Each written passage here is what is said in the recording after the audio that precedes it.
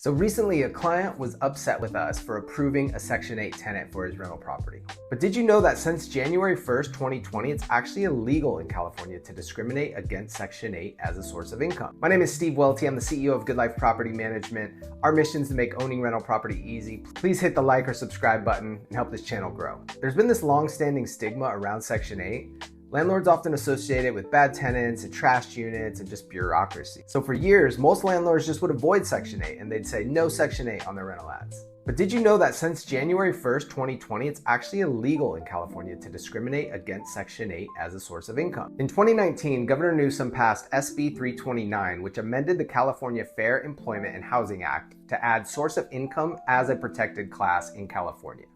This means housing providers can't just refuse tenants because they use housing assistance like Section 8. And I was thinking to myself, most people don't know this.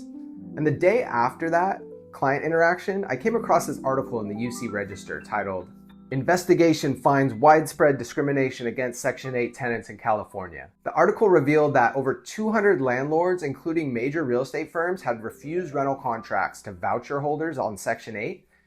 And on average, these tenants faced explicit discrimination 56% of the time. Now, I don't know how they measured explicit versus accidental discrimination, but I know a good chunk of these landlords probably just didn't know they were breaking the law. With California passing so many new rental laws every month, it seems like, it's hard for me, someone that does this for a living, to even keep up with it, let alone your everyday person who has a rental property. How can we expect every real estate agent or housing provider to be fully up to date? There are mistakes, and I know firsthand. Back in 2020, we made a costly mistake. Right when this rolled out, one of our leasing agents had refreshed an old ad that had said Section 8.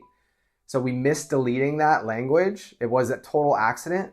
We received a demand letter from an attorney who cited the law and that we were violating it and said, hey, give me $5,000 or whatever, and I won't sue you. So we had to settle, we paid him, and we learned a valuable lesson. But it was a steep tuition. Honest mistakes, they still will and can cost you. That's why I'm so passionate about helping educate housing providers on these changing laws. All right, so for those of you who aren't familiar, the Section 8 program is a federal housing assistance initiative that is administered by HUD, the Department of Housing and Urban Development. It helps low-income individuals and families afford safe and decent housing in the private market. So eligible participants receive vouchers that subsidize 70% of the monthly rent. So the person pays 30% of the rent and the housing assistance program pays 70%. The subsidy goes directly to the landlord, and in California, about 300,000 people currently have these vouchers. All right, to qualify, the applicants must be U.S. citizens or legal residents earning no more than 50% of the median income in their area. So currently, that would be $58,400 in San Diego County and $63,900 in Orange County. But here's the thing, 3/4 of the vouchers are reserved for households earning even less, like $29,250 for a family of 4 in Orange County.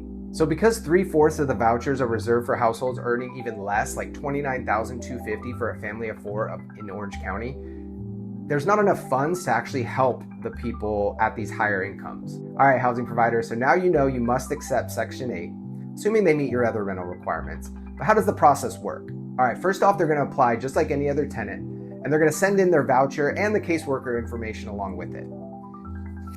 Number 2, you have to screen differently with Section 8. Thanks to SB267 passed on January 1st, 2024, housing providers must consider alternative evidence of a tenant's ability to pay rent when they're on Section 8. This means rather than solely denying based on the credit score, landlords and housing providers must offer Section 8 applicants the option to provide alternative evidence of their ability to pay rent. So if they don't have a credit score, you need to verify their ability to pay rent through other means, which could be rental references or just the overall income to rent ratio, other sources of income, or maybe looking more closely at what's on the credit report versus just the score. If you run into any questions, I would contact an attorney on this.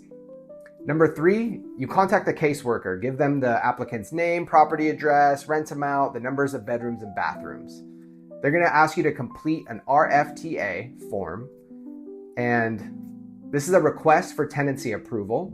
Fill that out, send it back, and then they're going to schedule an inspection. So there is some delays on this. It's not super quick, but once they come out, inspect the unit and it passes, you can now sign the lease.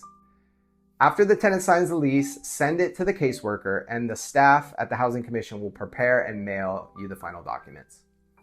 Last step is the best, receive the payment. So the Housing Commission is going to process and issue this initial payment, and you'll be set up for the 70% of the rent to come to you automatically each month. All right, so now you know you must accept Section 8, and you know a little bit about how that application process works. What do you think about this video? Drop your thoughts in the comments below. I respond to everyone. Thanks for watching.